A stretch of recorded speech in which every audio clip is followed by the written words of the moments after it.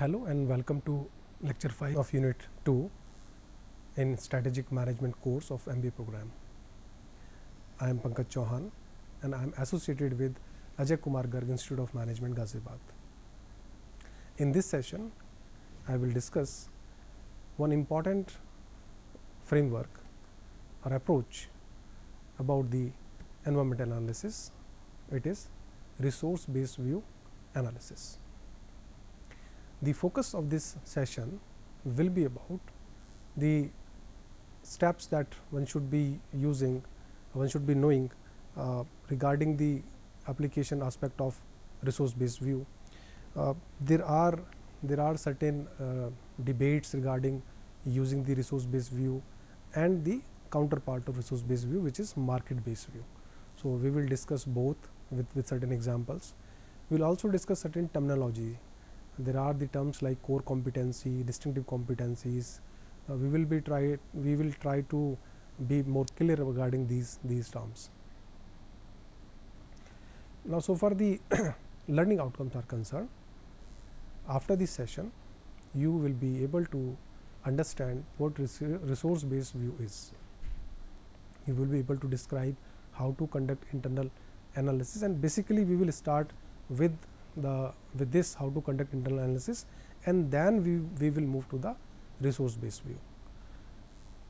You will be also able to explain the various assumptions of resource based view, because if you want to use resource based view as an approach to create your own strategy or to decide your own strategic orientation, definitely you must be knowing the assumptions of RBV. As I said, we will also focus on the certain terms, so you will be able to understand these terms like competency, core competency, distinctive competency. So let us start with how to conduct internal analysis. Internal analysis, as I mentioned in my previous session, and I insist you to go through that session as well, that most of the time our focus lies on the external environment, because most of the things happening in the external environment, and we are so much familiar about the internal environment that it is by tendency that we ignore we ignore various things that are happening internally and or developing internally that we can use as strategy or in our strategy. So through internal analysis, we came to know about those resources and capabilities that are very important to build up core competencies, or that are very important to generate the competitive advantage. So let us see how to conduct internal analysis. So it's a very simple step-by-step process. We'll start with the understanding of the. We'll start with the understanding about the resources and capabilities that company can use to create value for the customer and profit for themselves. So let's be very clear that the company create a strategy. Number one, to be successful in longer time. Number two, to give some value to the consumers. So whenever we are conducting internal analysis, the primary focus should be on the evaluation of resources and capabilities, as well as on the core competencies, with the objective that we want to study these so that we can understand how these can be used in creating value for consumers or in creating some sort of advantage. So we will be the very first step is we will evaluate the resources and capabilities, so that we came to know what are our core competencies, and out of these core competencies or total number of competencies, what different we have as compared to competitors. So once we are done with this as step number one,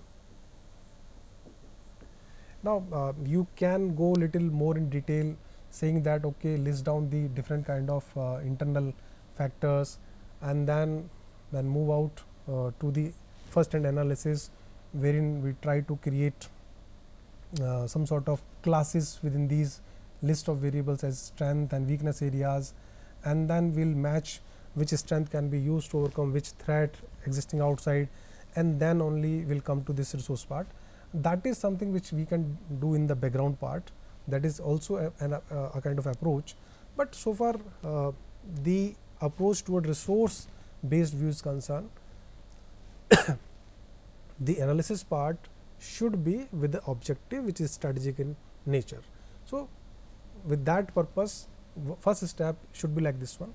Second step is to understand the importance of superiority in creating value and generating high profitability. Now, high profitability cannot be ensured without high efficiency and without giving high quality product to people. So, high efficiency, how the company is ensuring high efficiency, how we are generating more output through by giving less inputs, what different kind of quality control mechanism we are applying, how we are ensuring the quality. All these kind of questions to be answered when we try to understand the importance of superiority. Once it is clear and we find out that okay, these are the area which we should consider as our strength, these are the area which require some sort of moderation, and if we do these moderation, our capability will be of superior. In the third step, we will analyze the source of the company's competitive advantage. Now, the source of competitive advantage definitely would be from any of the resource or capability. But the point is, when we evaluate the sources, we must consider sources as strength or as weaknesses. So, as I mentioned herein, we can do this in the background as well and get the information herein, or this also need to be done over here. So, if you are not doing it previously, you can do it here. So, we have to analyze the source of the company's competitive advantage.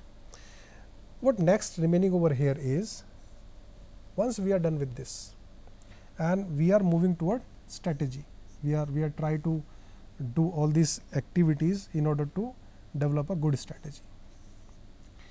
So, what approach company now should take?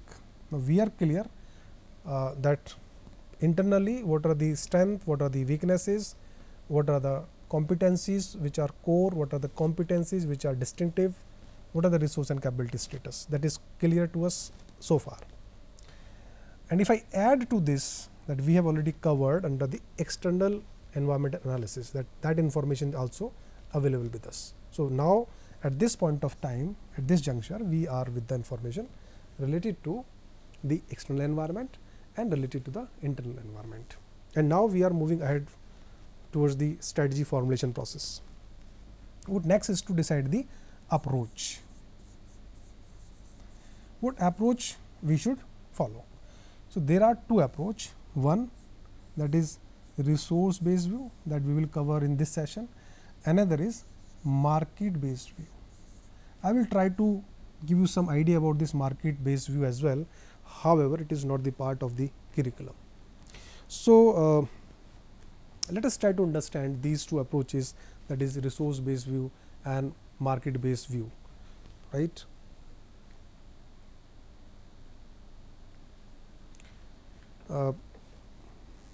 These are the two companies which I consider in one of my case that was developed almost 3-4 years back, and I am considering that case over here to make you understood the basic idea behind the approach like RBV, that is resource based view, and market based view. Olive Tea is Italian company and Remington is an American company.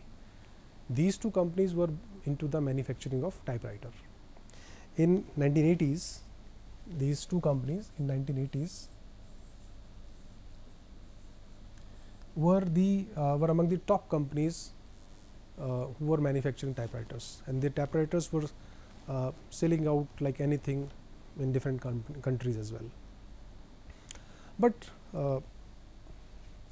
from towards the 1990, and I would say in the early 90s, personal computers diffused into the commercial houses. They were becoming more preferable in the households. As a result, because now personal computers are more preferred, the demand for the typewriters went down. And now the question was, due to the preference for PC by companies and household, what should these companies should do? What should Olive Tea and Remington do? Possibly there could be these two approaches. One, be the traditional market focused and acquire electronic technology to serve the present need of consumers. That is the one part, because we normally go with this notion that companies should take care of consumers. If we observe the change in the preference level of consumers, accordingly we should respond. That is the one point, and according to this we should also look forward towards the electronic technology and arrange resources. Second is focus on the existing electrical and precision engineering capabilities. See, both of these companies were into the manufacturing of typewriters, and typewriter which seems to be very rough machine, but it require a very precise technology. When you hit a button, it should hit a certain character, and if you hit that button multiple times, the precision level should be so accurate that it will it should not miss any of the attempt. So second option is to focus with this capability. Now I will tell you what these two companies did actually. So Olive Tea, they adopted the first. Olive Tea adopted the first, and they shifted to the personal computer manufacturing. They gradually moved to that part. Somewhere it was in their mind that the consumer whom they were serving the typewriters may prefer them, and they arranged various technology to build up those good computers. On the other hand, what Remington did was interesting. Remington decided to go with second option, that is the focus on existing electrical and precision engineering capabilities. They were knowing that this is the only strength they have. So rather we change the technology and resources that we have with us, it is better to shift the market. So they quit from that typewriter market, and the product range they started to made was like they started to make electrical shavers, they started to make electrical hair straighters, they were also into manufacturing of hair dryers. These kind of product they started manufacturing. So what result one can expect once these two kind of options, different options particularly, once a similar kind of into the industry firm takes? The answer to this question lies require kind of analysis, but the things that happened with these two companies, I came to that part to you in this discussion. Olive Tea actually failed in that transition from typewriter to personal computer. By the end of 1990s, the company eventually failed. They tried a lot. They came up with a lot of different models of personal computers and related other devices, but they then picked up in the market. Whereas Remington became comparatively successful than the Olive Tea. So that give me this summary of this result, that if I observed in the market, now try to understand this as a student of strategy.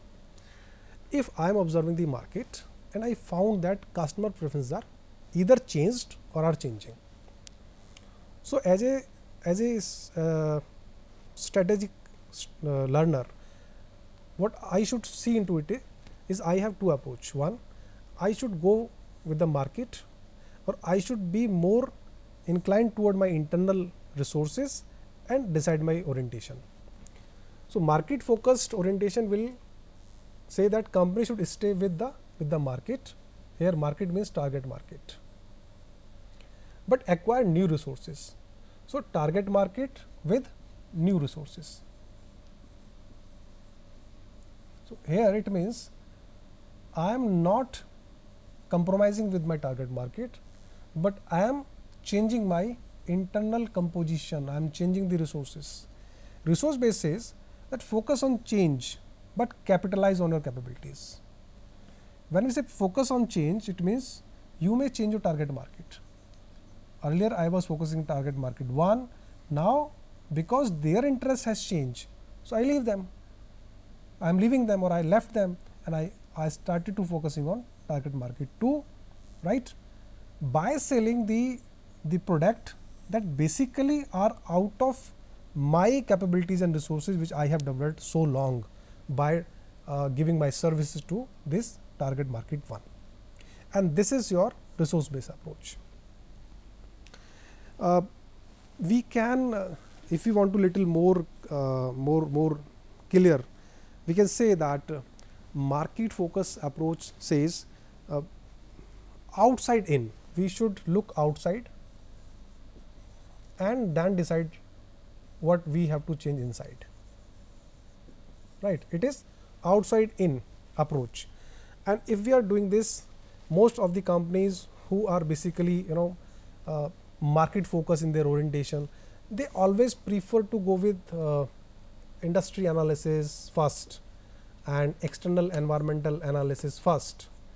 It's not like that they will not conduct any sort of value chain analysis, they will not go for the internal analysis, they will, but primarily they are more interested in finding out what is happening in the industry, what is happening in the different elements of the external environment, and then they decide what we should do inside. That is the market focus one. In case of resource focus, it is inside out. It is inside out. I will evaluate what is internally available to me, where I am strong, and then I look forward what I can do outside, and that this is what the main difference. So, we are coming to the resource based view introduction part, and I think that this example may have created a sufficient background. So, what this resource based view approach in key terms? So, number 1, the resource based view consider company or the firm as a bundle of resources. We would not say the composition of the company is lying with the resource and the capabilities. Individually it is not. When we say resource, it means there is a bundle of the resource that company has created, and that bundle of resource is very much specific from the firm perspective. So, these two are not differentiating. Firm is a unique bundle of resource, different resources been bundled in a particular fashion, and this uniqueness is basically is their strategy, how they have bundled, what is there in the bundle, and this bundling is done from the firm's perspective. As I said, it takes inside out view. We will look into the capabilities and then we will decide outside what we should do. We will try to get competitive advantage which are actually sourced from our resources and capabilities. So, these are 4 important points regarding resource based view. Now, look at the 2 important assumptions of this resource based view. The first assumption is regarding the resource heterogeneity, second one is regarding the resource immobility. So, as I said in the beginning, if you really want to develop your strategy, 2-3 things should be very much clear. Number 1, what is your orientation, where by and large your focus will be. So, if your focus will be by and large internally, so go with the resource based view, and if you are decided that I am going with the resource based view, you have to create bundles of resources and or capabilities in such a manner that satisfies these 2 assumptions. Then only you can proceed for the better strategy formulation. So, what are these assumptions? These assumptions are regarding resource heterogeneity, which says different firms have different resources, right. Heterogeneity of resource typically occurs as a result of bundling of the resource and capabilities. For example, Google is a leading name in search engine market. Approximately 95% of the total market governed by Google. So what Google is doing as such, it's not that in this industry there are no other search engines, but Google has done a very specific unique kind of bundling with available resources. And mind it, these resources in general are available to everyone, but when bundles are created, the bundle of every firm is different. So technology is available to every company, they are using it. The developers are available to every company, they are using it. But how they are making the bundle of the technology and the developers, that makes the difference. Second is resource immobility. Whatever bundle you have created over here should be immobile. It should not move to your competitors. So some resources may not spread or mobile from the firm to firm easily, and that's where it will generate you the advantage. If it is not perfectly mobile, it should be costlier for the other firms to get it or to copy it or to develop it by the reverse engineering. So by any of the way, I should try to make it immobile. So if I am confirming or somewhere I am convinced that okay, these two assumptions I can make out. I will have a unique bundle in my organization of the resources. However, individually these resources are also available to the competitors, but I know something which others don't, and thereby I will create a unique bundle. This bundle will not be mobile. That is second thing which I will ensure. Very quickly, let us look at the resource based view, few important points regarding it. According to resource based view, not all resources of the firm are strategic resources. That's where we will move to the kind of framework in the next session, how to explore the strategic aspect in a resource. The competitive advantage is due to resource heterogeneity and resource immobility. If you are able to have a different bundle of resource which is immobile, that only can give you the competitive advantage. Company with strategic resource versus competitors. See, if your competitors are not with these resources, what are the disadvantages they are with? That's where you can check what is your advantage. Valuable strategic resources like to be sustained, and these will create some sort of distinctive advantages for you. So ultimately, when we understand that these are the resources that can give me the long term advantage, I use those resources and capabilities in my strategy to make them more lethal for my competitors. FedEx use resource based view. What they have done, FedEx basically is more introvert in their analysis. They found that what they have, so they have financial capital. FedEx is a collection of financial resource. They acquired the companies which are especially reverse logistic.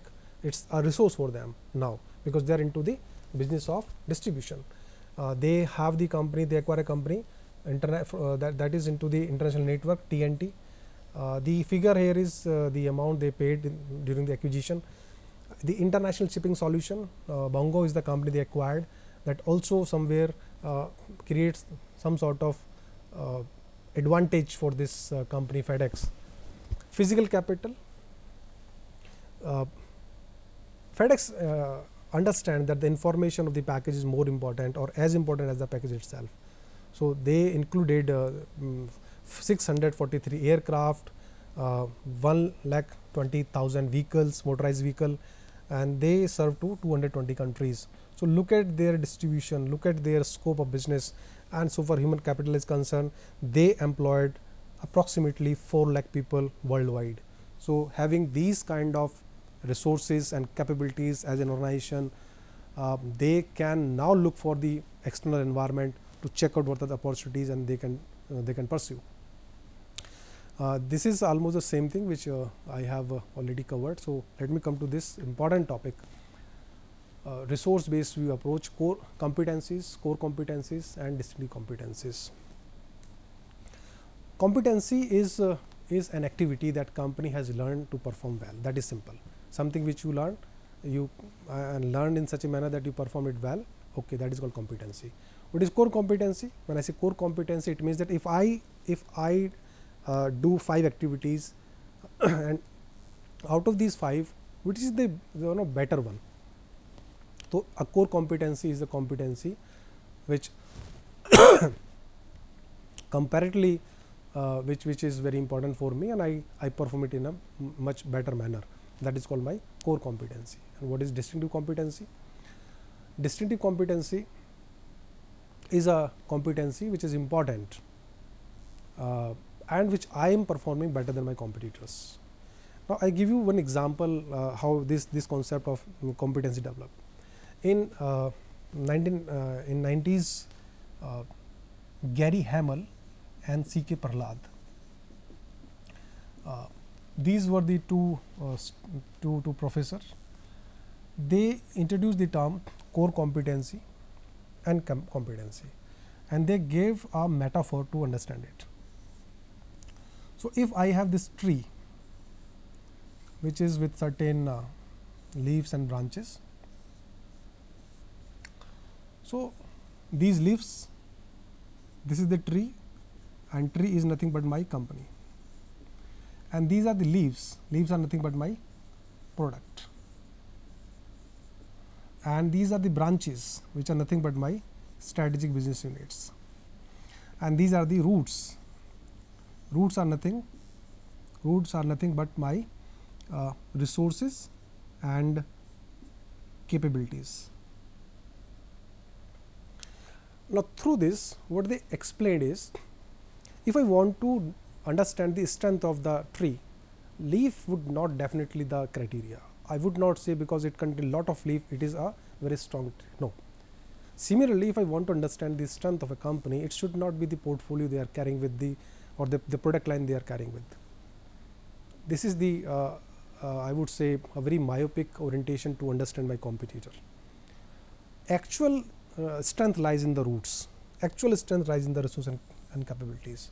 So if I have to understand myself against my competitor, I should look at the root where my real strength and my real competencies lies. For example, how to understand where the competencies lies regarding my competitors. I can be sure about my competencies or my core competencies, my distinctive competencies, but how can I be so sure that the competencies or the core competencies or my competitor are lying in this place? What is the way out? So I am telling you the very small straightforward sutra that C.K. Prahlad suggested in his research. He said, try to look at the all product lines and find out what is common in them. For example, in case of Honda, in all different kind of product categories, they are using their fine engine. So be it is the car, be it is the motorcycle, be it is the generator, lawn mower, they all are different product categories. But to core of these products, how they are running? They are running with the help of engine. So their capability, their competency lies in that engine. That is their strength, and this is the strength they are using everywhere.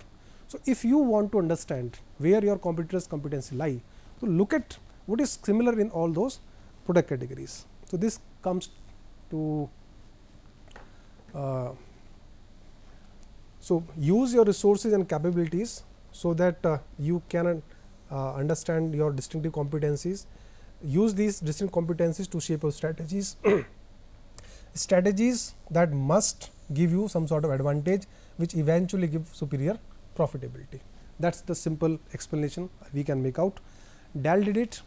Dell is such a company which moved from resource based view to market based view because they were into some kind of trouble when they used resource based view initially. Their initial success was because of their internal resource and capabilities.